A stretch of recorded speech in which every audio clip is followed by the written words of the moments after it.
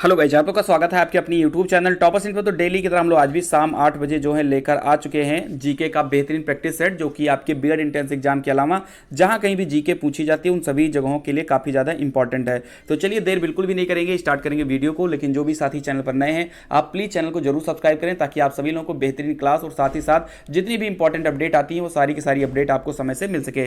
तो चलिए स्टार्ट करते हैं वीडियो को। तो सबसे पहला क्वेश्चन जो कि काफ़ी ज़्यादा इंपॉर्टेंट है, आप यहाँ पर देख सकते हैं स्क्रीन पर कि सुभाष चंद्र बोस ने स्वतंत्र भारत की अंतरिम सरकार की स्थापना की घोषणा कब की थी। मोस्ट इंपॉर्टेंट क्वेश्चन है, आप लोग आंसर देते हुए चलिए, साथ ही साथ हम भी आपको आंसर बताते हुए चल रहे हैं। तो हम आपको यहां पर बता दें कि 21 अक्टूबर 1943 को सुभाष चंद्र बोस ने सिंगापुर में, अगर आपको जगह का नाम पूछा जाए तो आप जरूर लिख लीजिएगा, ठीक है, सिंगापुर में जो है स्वतंत्र भारत की अस्थायी सरकार का गठन किया था। ठीक है, चलिए बढ़ते हैं आगे की तरफ। क्वेश्चन नंबर 2, भारत की 2/3 जनसंख्या निम्न आयु वर्ग से कम की तरफ है। बताइए, भारत की 2/3 जनसंख्या निम्न आयु वर्ग से कम की है। बताइए जल्दी से आंसर। चलिए बहुत बढ़िया, बिल्कुल। तो यहां पर राइट आंसर जो है आपका बी हो जाएगा, 35 साल आपका बिल्कुल ही करेक्ट हो जाएगा। यानी भारत की जो सबसे ज्यादा जो जनसंख्या है वो 35 साल से कम की है। चलिए, निम्नलिखित में से भारत में 19वीं शताब्दी में पड़े किस अकाल को प्रकोप का समुद्र कहा गया है। यह भी काफी ज्यादा इंपॉर्टेंट क्वेश्चन है। क्वेश्चन नंबर 3, सभी लोग जल्दी से जुड़ जाइए, दोस्तों को भी आप जरूर शेयर कर दीजिए। चलिए चलिए, तो बिल्कुल इसका राइट आंसर डी हो जाएगा। उड़ीसा में एक अकाल पड़ा था 1866 से 1867 के बीच में, और जिसको ही हम लोग जो है प्रकोप का समुद्र नाम से जानते हैं। यह काफी ज्यादा इंपॉर्टेंट क्वेश्चन है, ठीक है। चलिए क्वेश्चन नंबर 4, सूचना अधिकार अधिनियम के अंतर्गत सूचना मांगने पर कितने समय में सूचना उपलब्ध कराना आवश्यक है। बिल्कुल काफी ज्यादा इंपॉर्टेंट क्वेश्चन है, तो सभी लोग आंसर जरूर टाइप करते हुए चलिए। और डेली हम लोग को शाम जो है 8 बजे यहां पर जुड़ जाना रहता है, और ताकि हम लोग बेहतरीन ढंग से जो तैयारी है उसको कर सकें। चलिए, तो इसका जो राइट आंसर हो जाएगा वो हो जाएगा आपका ए ऑप्शन, यानी 30 दिन के अंदर जो है आपका सूचना अधिकार अधिनियम के तहत आप सभी लोगों को जो है सूचना प्राप्त करने का अधिकार है, ठीक है। चलिए बढ़ते हैं अगले क्वेश्चन की तरफ। क्वेश्चन नंबर 5, निम्नलिखित राज्यों में से किस एक को ग्रामीण पर्यटन परियोजनाओं के क्रियान्वयन में सर्वोत्तम राज्य घोषित किया गया है। बताइए, क्वेश्चन नंबर 5 का आंसर दीजिए आप लोग। चलिए, तो इसका जो राइट आंसर हो जाएगा वो ए हो जाएगा, सिक्किम इसका बिल्कुल ही करेक्ट आंसर हो जाएगा, ठीक है। चलिए क्वेश्चन नंबर 6 पर आते हैं। इंटर सर्विसेज इंटेलिजेंस आईएसआई किस देश का गुप्तचर संस्था है। यह भी काफी ज्यादा, यानी आईएसआई की अगर हम बात करते हैं तो कहां की है जरूर बताइए, शायद आप लोगों को पता भी होना चाहिए। तो 6वें का सी हो जाएगा, जो पाकिस्तान की जो इंटर सर्विसेज इंटेलिजेंस है आईएसआई जिसको बोलते हैं, ये पाकिस्तान की एक गुप्तचर संस्था है। वहीं भारत की अगर हम बात करें तो भारत की जो गुप्तचर संस्था है वो रॉ है, ठीक है। चलिए, सतह से सतह मिसाइल निम्नलिखित में से कौन सी है। चलिए क्वेश्चन नंबर 7 का आंसर दीजिए आप लोग। चलिए, तो इसका राइट आंसर सी हो जाएगा, पृथ्वी, यानी सतह से सतह मिसाइल जो है वो आपकी पृथ्वी है। आंसर सभी लोग देते चलिए, कोई भी लापरवाही नहीं करेगा। सारे के सारे क्वेश्चंस एग्जाम में काफी ज्यादा बार पूछे गए हैं। क्वेश्चन नंबर 8, चारों वेदों में से सबसे प्राचीन वेद कौन सा है। चलिए क्वेश्चन नंबर 8, और ये आप सभी लोगों को पता भी होगा। तो सबसे प्राचीन वेद आपका जो है ऋग्वेद है। अगर आपसे पूछा जाए सबसे नया कौन है तो आपका अथर्ववेद जो है बिल्कुल करेक्ट हो जाएगा। चलिए क्वेश्चन नंबर 9, बिना बेगार के किसने सुदर्शन झील का जीर्णोद्धार कराया था। क्वेश्चन नंबर 9 का आंसर बताइए। सुदर्शन झील, बिल्कुल। तो अगर हम इसकी बात करते हैं क्वेश्चन नंबर 9 का, तो इसका जो जीर्णोद्धार करवाया था वो रुद्रदामन प्रथम ने करवाया था। और अगर आपसे क्वेश्चन पूछ लिया जाए कि सुदर्शन झील का निर्माण किसने करवाया था, तो निर्माण करवाया था चंद्रगुप्त मौर्य ने, ठीक है। और अगर पूछ लिया जाए कि सुदर्शन झील स्थित कहां पर है, तो ये आपका जो है सौराष्ट्र में स्थित है, ठीक है। तो काफी ज्यादा इंपॉर्टेंट है और एग्जाम में कई बार क्वेश्चन यहां से पूछे जाते हैं। चलिए ठीक है, दरअसल ये जो सुदर्शन झील थी ना, ये जब रुद्रदामन प्रथम थे उस समय पर बाढ़ आ गई थी, और बाढ़ आने की वजह से सुदर्शन झील का जो बांध था वो टूट गया था। इस वजह से इसका जो है फिर से जीर्णोद्धार कराया गया था, ठीक है। चलिए क्वेश्चन नंबर 10, भारत सरकार द्वारा प्रारंभ किया गया अभियान पूर्ण स्वच्छता का कार्यक्रम है निर्मल भारत अभियान के अभियान दूत। बताइए चलिए क्वेश्चन नंबर 10 का आंसर बताइए।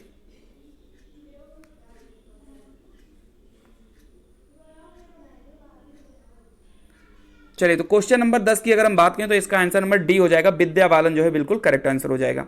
चलिए क्वेश्चन नंबर 11, कनिष्क के सारनाथ बौद्ध प्रतिमा अभिलेख की तिथि क्या है? यह भी काफी ज्यादा इंपॉर्टेंट है। क्वेश्चन नंबर 11, तो इसका राइट आंसर जो हो जाएगा 81 ईस्वी हो जाएगा। ठीक है, चलिए 9 मार्च 2015 को प्रधानमंत्री नरेंद्र मोदी ने देश में विकसित प्रथम वैक्सीन को लॉन्च किया था। ये थोड़ा सा जो है बहुत पुराना जो है करंट अफेयर है, और ये जो है 2015 की बात की गई है, और साथ ही साथ ये भी बताया गया है कि देश में विकसित प्रथम वैक्सीन को लॉन्च किया गया है। बताइए प्रथम वैक्सीन कौन सी है? तो ये क्वेश्चन इंपॉर्टेंट हो जाता है। तो क्वेश्चन नंबर 12 की अगर हम बात करते हैं तो इसका आंसर डी हो जाएगा। ओरल टाइफाइड की वैक्सीन जो है 9 मार्च 2015 को प्रथम बार विकसित की गई थी। चलिए उत्तर प्रदेश में न्यूक्लियर परमाणु ऊर्जा स्टेशन कहां स्थित है? क्वेश्चन नंबर 13, बिल्कुल तो ये नरौरा हो जाएगा। ठीक है, नरौरा आपका जो है बिल्कुल राइट आंसर हो जाएगा। चलिए बिल्कुल, भारत में सरकारी लेखों का ऑडिट करने का अधिकार किसके पास है? क्वेश्चन नंबर 14,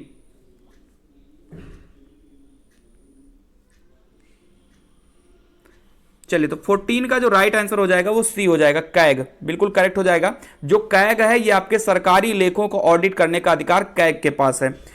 दारुल उलूम की स्थापना किसने की थी? ये क्वेश्चन रिपीट हुआ, अभी हाल ही में एक एग्जाम हुआ था, वहां पर भी ये क्वेश्चन पूछा गया था। दारुल उलूम की स्थापना काफी ज्यादा इंपॉर्टेंट है, जल्दी से इसका आंसर बताइए आप लोग। क्वेश्चन नंबर 15 और इसका राइट आंसर बी हो जाएगा, मौलाना हुसैन अहमद। और अगर आपसे पूछ लिया जाए इससे रिलेटेड कि इसकी स्थापना जो है कब की गई थी, तो 1866 ईस्वी में इसकी स्थापना की गई थी देवबंद में। ठीक है, याद रखिएगा। क्वेश्चन नंबर 16, निम्नलिखित में से क्या स्टेनलेस स्टील का संगठक नहीं है? बताइए स्टेनलेस स्टील के संगठक। चलिए बहुत बढ़िया, तो चलिए इसका हम राइट आंसर बता देते हैं। तो 16 का जो राइट आंसर हो जाएगा वो ए हो जाएगा, यानी कि स्टील में एल्यूमिनियम नहीं होता है।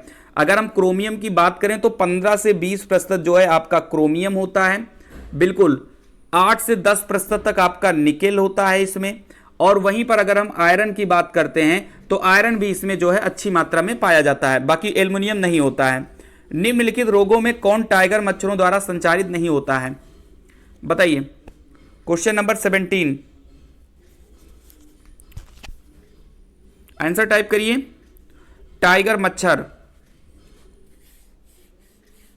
चलिए बताइए, तो काफी ज्यादा इंपॉर्टेंट है ये भी क्वेश्चन, क्योंकि टाइगर मच्छर है, नाम से ही बिल्कुल धांसू लग रहा है। तो जापानी इंसेफ्लाइटिस जो है वो टाइगर मच्छर से नहीं होता है, बाकी पीत जो है, डेंगू और चिकुनगुनिया ये जो है आपका टाइगर मच्छर से होता है। बिल्कुल बहुत बढ़िया, बढ़ जाते हैं क्वेश्चन नंबर 18 की तरफ। टेट्रा इथाइल लेड बताइए क्या है? एक एंटीऑक्सीडेंट, एक एंटीनॉक यौगिक, या एक रिडक्टेंट, या इनमें से कोई नहीं? थोड़ा शेयर कर दिया करिए सभी लोग वीडियो को, जो भी आपके ग्रुप के छात्र अभी तक ना आ पाए उन सभी लोगों को सूचित करिए, सभी लोग आए आपके साथ और आप लोग पढ़िए, अपना आराम से कमेंट दीजिए सभी लोग, तो एक बेहतरीन माहौल बन जाता है ना। आप लोग कमेंट करते हैं तो देखने में लगता है कि हाँ आप लोग बिल्कुल सक्रिय तरीके से यहाँ भाग ले रहे हैं। आपके साथी भी अगर आपके साथ कमेंट करेंगे तो और अच्छा लगेगा। तो क्वेश्चन नंबर 18 की बात करें तो बी आपका बिल्कुल करेक्ट हो जाएगा, एक एंटीनॉक यौगिक है टेट्रा इथाइल लेड। चलिए, चीनी लेखक भारत का उल्लेख किस नाम से करते हैं? बिल्कुल, चीनी लेखक भारत का उल्लेख किस नाम से करते हैं?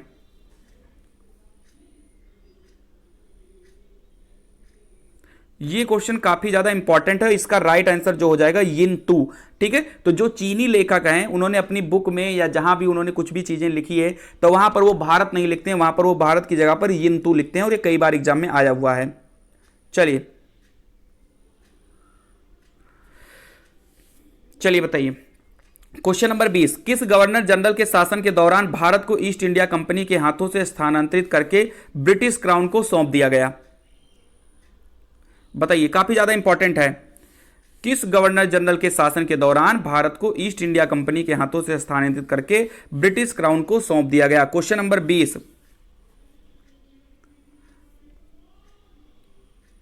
चलिए इसका सही आंसर हो जाएगा लॉर्ड कैनिंग। ठीक है, लॉर्ड कैनिंग इसका बिल्कुल सही हो जाएगा। इन्हीं के समय पर जो पहले जो शासन ईस्ट इंडिया कंपनी करता था उसको हटाकर ब्रिटिश क्राउन के पास कर दिया गया। ठीक है, लॉर्ड कैनिंग।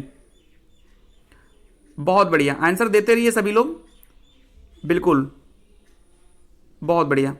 चलिए, और अगर बात करें कब हुआ था तो 1857 की क्रांति के समय ये चीजें हुई थी। क्वेश्चन नंबर 21, पहली बुलेट ट्रेन निम्न में से किन दो स्टेशनों के बीच चले?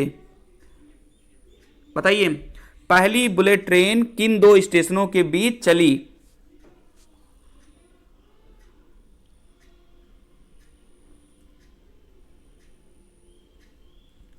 चलिए, क्वेश्चन नंबर 21 और इसका जो राइट आंसर हो जाएगा वो ए हो जाएगा, यानी मुंबई से अहमदाबाद।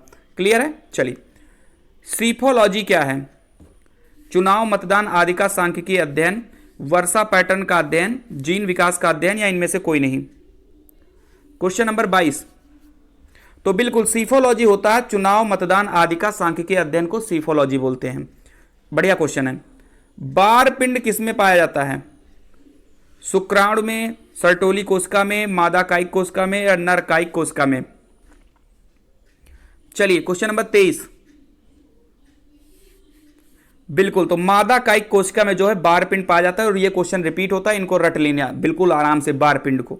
चलिए, अमेरिका में प्रतिवर्ष जनवरी का तीसरा सोमवार अमेरिकी फेडरल अवकाश के रूप में मनाया जाता है। यह दिवस किसकी याद में मनाया जाता है? बताइए, रिपीट होता है क्वेश्चन ये भी। अमेरिका में प्रतिवर्ष जनवरी का तीसरा सोमवार अमेरिकी फेडरल अवकाश के रूप में मनाया जाता है। यह दिवस किसकी याद में मनाया जाता है? बताइए। बिल्कुल, तो इसका राइट आंसर हो जाएगा मार्टिन लूथर किंग। काफी ज्यादा इंपॉर्टेंट और फेमस व्यक्ति थे। ठीक है, फेमस पर्सनालिटी हैं वहां के, मतलब थे, अब तो फिलहाल है नहीं, लेकिन उन्हीं की याद में फेडरल अवकाश मनाया जाता है। क्वेश्चन नंबर 25, सूर्य का प्रकाश हमारे पास कितने समय में पहुंचता है? काफी बेहतरीन क्वेश्चन है आज के इसमें समय में। बताइए 25, तो इसका राइट आंसर ए हो जाएगा, लगभग 8 मिनट में जो सूर्य का प्रकाश है वो पृथ्वी पर पहुंच जाता है। ओटावा किस देश की राजधानी है? 26, चलिए तो इसका राइट आंसर डी हो जाएगा, कनाडा आपका बिल्कुल सही आंसर हो जाएगा। वर्मी कंपोस्टिंग किससे की जाती है? बहुत ज्यादा इजी क्वेश्चन है ये। 27,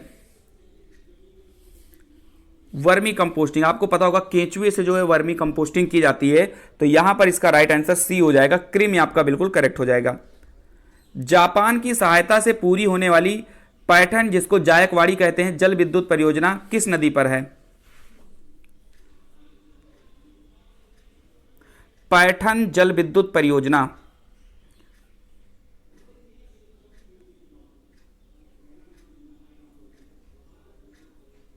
चलिए इसका जो राइट आंसर हो जाएगा 28 का, वो हो जाएगा सी, यानी गोदावरी नदी पर जो है वो स्थित है। बिल्कुल।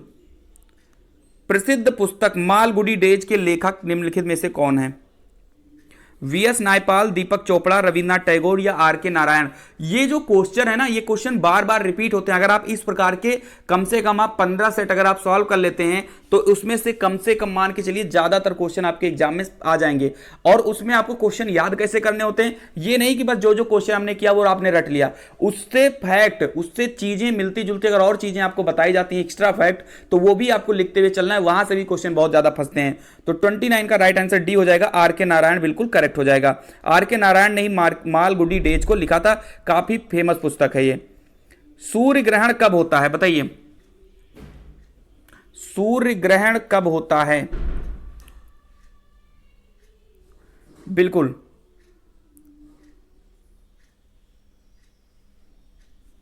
चलिए तो क्वेश्चन नंबर 30 का हम आंसर आपको बता दें तो 30 का जो राइट आंसर होगा वो बी हो जाएगा, यानी कि जब चंद्रमा सूर्य एवं पृथ्वी के बीच आ जाता है तो सूर्य ग्रहण होता है। और पूछा जाए कि ये होता कब है तो ये अमावस्या को होता है। ठीक है, चलिए, और जो चंद्र ग्रहण है वो आपका पूर्णिमा को होता है। क्वेश्चन नंबर 31,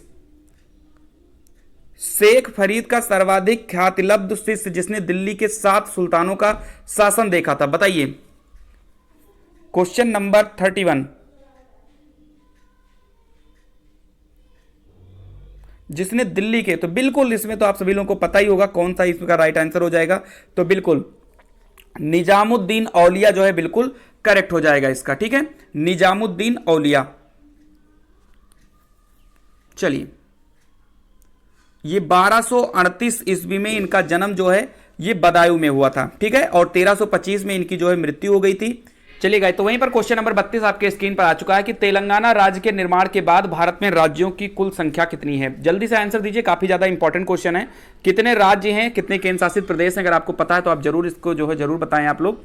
चलिए, तो जब ये तेलंगाना राज्य जब अलग हुआ था, मैं आपको बता दूं, तब टोटल जो राज्य थे वो 29 थे, लेकिन अब जो है इसको हटा दिया गया। अब जो राज्य हैं वो 28 राज्य हैं, बिल्कुल, और 8 केंद्र शासित प्रदेश जो हैं इस समय पर हो चुके हैं। चलिए, क्वेश्चन नंबर 33, अगर ये पूछा जाए तेलंगाना राज्य जो है कब इसका निर्माण हुआ था, तो इसका राइट आंसर हो जाएगा 2 जून 2014। ये चीज जरूर याद रखिएगा, ठीक है, कभी कभी पूछ लिया जाता है। हालांकि अभी जो एनटीपीसी का पेपर हुआ था सीबीटी 1 का, भी 2-3-4 महीने पहले, वहां पर ये क्वेश्चन आ गया था। राज्य सरकार का आधिकारिक विधिक सलाहकार कौन होता है? क्वेश्चन नंबर 33, बिल्कुल बताइए सभी लोग, राज्य सरकार का आधिकारिक विधिक सलाहकार कौन होता है? बिल्कुल, तो इसका जो राइट आंसर हो जाएगा वो डी हो जाएगा, महाधिवक्ता हो जाएगा, जो राज्य सरकार का आधिकारिक विधिक होता है। अगर हम महाधिवक्ता की बात करें तो ये जो है आर्टिकल नंबर 165 में जो है इनका जिक्र किया गया है। चलिए, वहीं पर आ जाते हैं क्वेश्चन नंबर 35 पर कि संसद में शून्यकाल होता है। बताइए 35 का आंसर बताइए आप लोग, बताइए संसद में शून्यकाल क्या होता है? तो बिल्कुल, अगर मैं आपको बता दूं कि प्रश्नकाल के बाद का जो काल होता है उसे शून्यकाल कहा जाता है, बिल्कुल। तो 35 नंबर डी आपका बिल्कुल करेक्ट हो जाएगा। प्रातःकालीन एवं अपराह्नकालीन सत्रों के बीच का मध्यांतर को जो है शून्यकाल नाम से जाना जाता है, बिल्कुल, और यह जो है आपका 12 बजे के आसपास जो है ये समय होता है। क्वेश्चन नंबर 36, वह एथलीट जिसने राष्ट्रमंडल खेल 2014 में स्वर्ण पदक जीता, बताइए, काफी ज्यादा इंपॉर्टेंट क्वेश्चन है ये, बताइए सभी लोग। क्वेश्चन नंबर 36, चलिए, तो यहां पर मैं आपको बता दूं तो वो आपके थे सतीश शिवलिंगम, जो है इसका राइट आंसर हो जाएगा 36 का, सतीश शिवलिंगम। इन्होंने जो है 328 किलोग्राम का जो है वजन उठाया था, वेट लिफ्टर है ये, तो याद रखिएगा, इंपॉर्टेंट है क्वेश्चन। क्वेश्चन नंबर 37, लोकसभा का सभापति कौन होता है? राष्ट्रपति, प्रधानमंत्री, अध्यक्ष या संसदीय मामलों के मंत्री? 37, तो बिल्कुल जो आपका आंसर हो जाएगा सी हो जाएगा, ठीक है। लोकसभा का सभापति कौन होता है? तो आपका अध्यक्ष होता है। चलिए, यानी जिसको लोकसभा अध्यक्ष या लोकसभा स्पीकर के नाम से आप जानते हैं। डिस्कवरी ऑफ इंडिया या भारत एक खोज नामक पुस्तक के रचयिता कौन है? क्वेश्चन नंबर 38 का आंसर सभी लोग बता दीजिए। काफी इंपॉर्टेंट और काफी जो है इजी क्वेश्चन है, ठीक है। चलिए, इसकी रचना मैं बता देता हूं, तो 1942 से 1946 तक जो है इसकी रचना चली थी, यानी इसी बीच में इन्होंने जो है इसकी रचना की थी, और पंडित जवाहरलाल नेहरू जो है इसके रचयिता हैं। चलिए, क्वेश्चन नंबर 39, नई दिल्ली में हुए थॉमस कप 2014 का विजेता कौन सा देश है? देखो, ये उस समय के क्वेश्चन हैं जब ये क्वेश्चन 2015 में जब बीएड का एंट्रेंस हुआ था, उस समय पर ये सारे क्वेश्चन पूछे गए थे। तो आप लोगों को जो है इस साल यानी 2021 के क्वेश्चन आपको देख के जाना कि 2021 और 2022 में थॉमस कप के विजेता कौन है। चलिए, तो क्वेश्चन नंबर 39 का आंसर उस समय की अगर हम बात करें तो इसका राइट आंसर सी हो जाएगा। उस समय यानी कि नई दिल्ली में जो हुआ था थॉमस कप 2014 में, उसका जो विजेता था वो जापान था। अगर हम बात करें कि 2021 का थॉमस कप विजेता कौन था, बिल्कुल, तो अगर आपसे पूछा जाए कि 2021 में किसने जीता था, तो आपका राइट आंसर इंडोनेशिया हो जाएगा, ठीक है। 2021 की अगर बात करते हैं तो इंडोनेशिया, जिसने चाइना को हराया था, और 2014 यानी जब ये क्वेश्चन आया था तो उस समय पर जापान था। क्लियर है? चलिए, लेकिन आपसे यही पूछा जाएगा कि 2021 में कौन सा देश जीता है, तो इंडोनेशिया, आप याद रखिएगा। भारत का सर्वोच्च वीरता पुरस्कार कौन सा है? बताइए, भारत का सर्वोच्च वीरता पुरस्कार कौन सा है? क्वेश्चन नंबर 40 सभी को पता होना चाहिए, बिल्कुल। तो बिल्कुल जो है आपका परमवीर चक्र जो है आपका बिल्कुल करेक्ट आंसर हो जाएगा, बिल्कुल, परमवीर चक्र, राइट आंसर परमवीर चक्र,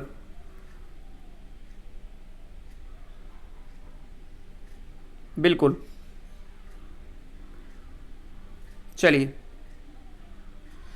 बिल्कुल, अगर आपसे पूछा जाए कि पहली बार जो है इसको कब दिया गया था, तो 1947 में पहली बार जो है परमवीर चक्र जो है दिया गया था। चलिए, आगे बढ़ते हैं। क्वेश्चन नंबर 41, सर्वप्रथम किस शहर में एशियन खेल आयोजित किया गया था? ये भी काफी ज्यादा इंपॉर्टेंट है। क्वेश्चन नंबर 41, देखो जहां एक्सप्लेन करना है वहां एक्सप्लेन कर दे रहे हैं, नहीं तो आपको आंसर बता दिया जा रहा है, ठीक है। तो बिल्कुल अगर हम बात करें प्रथम एशियाई खेल की, तो ये आपका नई दिल्ली में हुआ था, ठीक है। 41 का राइट आंसर सी हो जाएगा। और आपसे ईयर पूछा जाए तो 1951 में जो है ये पहला एशियन गेम खेला गया था, बिल्कुल, जिसमें 57 प्रतिस्पर्धाओं ने भाग भी लिया था, तो ये भी आप याद रखिएगा। चलिए क्वेश्चन नंबर 52, सालारगंज जो है म्यूजियम कहां स्थित है? सालारगंज म्यूजियम, सालारगंज म्यूजियम स्थित है,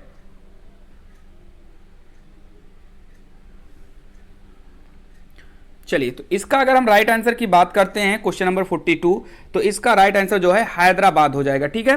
बिल्कुल हैदराबाद जो है इसका राइट आंसर हो जाएगा। और जो है अगर पूछा जाए किस नदी के किनारे स्थित है, तो मूसी नदी जो है उसी के किनारे जो है आपका सालारगंज जो है आपका स्थित है, बिल्कुल।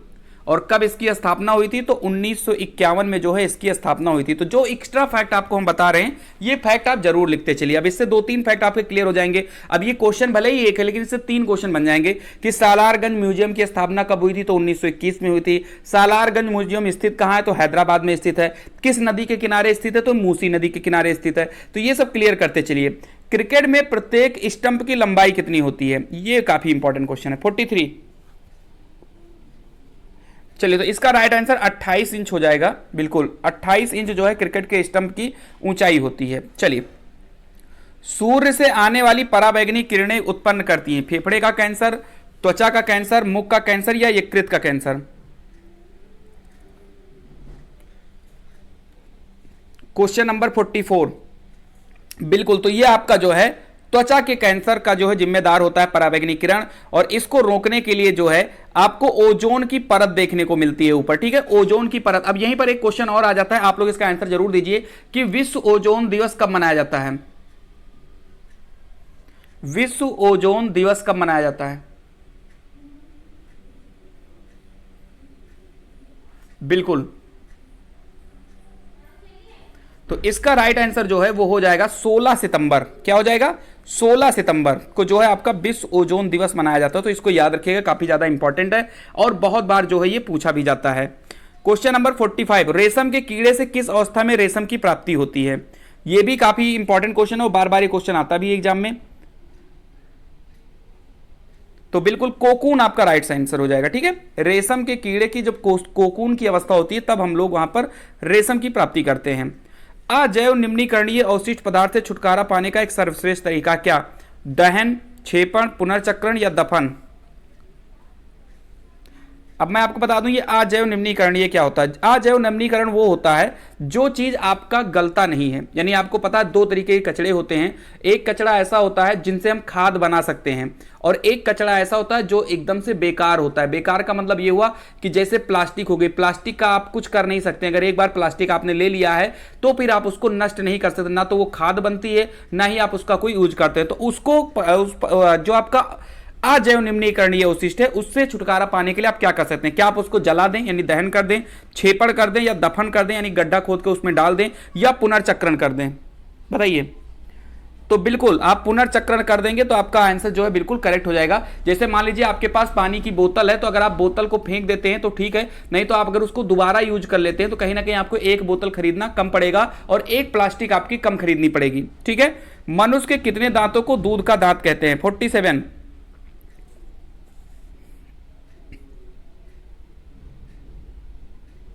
चलिए तो 20 दांत जो हैं आपके वो दूध के दांत होते हैं। चलिए, कुनैन की दवा किससे प्राप्त की जाती है? काफी ज्यादा इंपॉर्टेंट क्वेश्चन है ये। 48, यूकेलिप्टस के पेड़ से, सिनकोना के पेड़ से, कालकूट के पेड़ से या अशोक के पेड़ से? बताइए। तो ये काफी बार रिपीट हुआ है क्वेश्चन, तो इसका राइट आंसर सिनकोना के पेड़ से जो है हो जाएगा। क्वेश्चन नंबर 49, एटीएम का फुल फॉर्म बताइए। बिल्कुल आप लोग एटीएम ले जाते हो, एटीएम में लगाते हो, पैसे निकलते हैं। अगर आपके अकाउंट में है तभी निकलेंगे, अगर अकाउंट में नहीं है तो नहीं निकलेंगे, ऑब्वियस सी बात है। तो एटीएम का फुल फॉर्म बताइए क्या होता है? Automatic teller machine, automated teller machine, automatic transfer machine या ऑटोमेटिक टेलर मैकेनिज्म? 49, बिल्कुल ये वही एटीएम है जिसमें आप जो है कार्ड लगाकर पैसे निकालते हैं। तो अगर हम इसके राइट आंसर की बात करें तो ऑटोमेटेड टेलर मशीन इसका जो है राइट आंसर बिल्कुल करेक्ट हो जाएगा। चलिए तो याद रखिएगा, इंपॉर्टेंट क्वेश्चन है।